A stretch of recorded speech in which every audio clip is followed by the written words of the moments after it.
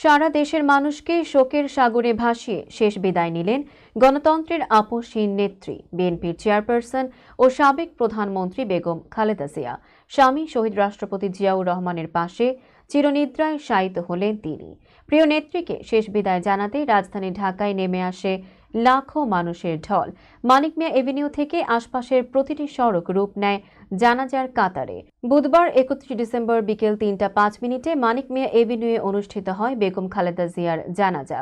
জানাজায় ইমামতি করেন জাতীয় মসজিদ বায়তুল মোকাররমের খতিব মুফতি মোহাম্মদ আব্দুল মালিক। জাতীয় সংসদ ভবনের ভেতরের মাঠ, বাইরের প্রাঙ্গণ, এলিভেটেড এক্সপ্রেসওয়ে ও আশপাশের ভবনের ছাদ থেকেও মানুষ জানাজায় অংশ নেন।